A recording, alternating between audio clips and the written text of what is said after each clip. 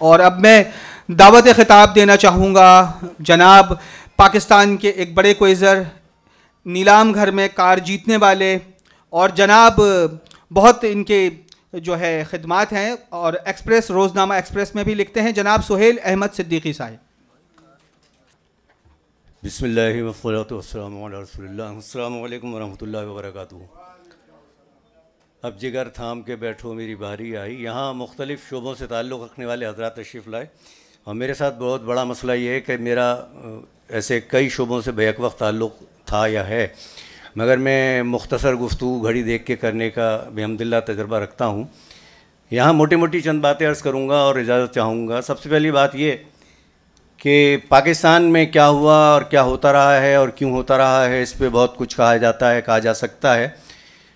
Professor Iqbal अज़ीम मरहूम के दो शेर आपकी नज़र करता हूँ, सुनने वालों समझने वालों के लिए बहुत हैं कि ऐसे नादान मुसाफिर कहीं देखे न सुने, ऐसे नादान मुसाफिर कहीं देखे न सुने, अपनी समझी हुई मंजिल का पता भूल गए, और अपनी मट्टी ही पे चलने का सलीक़ा सीखो, अपनी मट्टी ही पे चलने का सलीक़ा सीखो, संगे मरमर पे चलोगे तो फिसल जाओगे।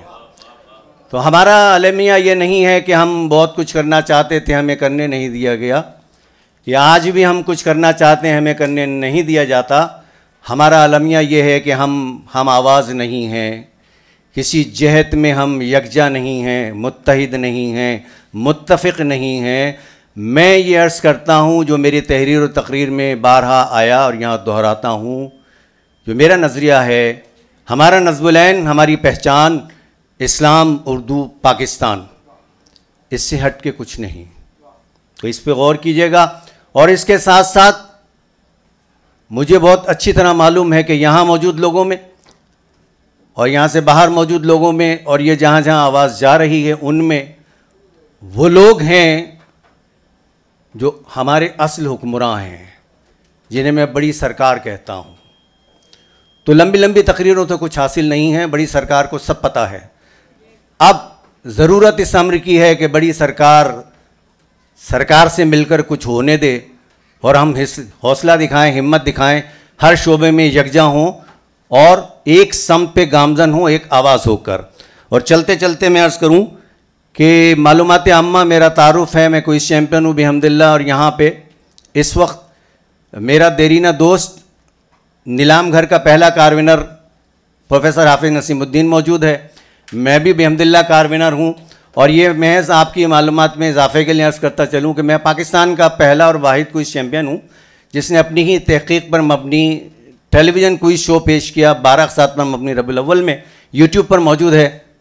और आपके लिए असल इंकशाफ ये है कि वो मशल क्विज़ के नाम से होने वाला प्रोग्राम जीतने वाला आपके सामने मौजूद है, अफसार अहमद।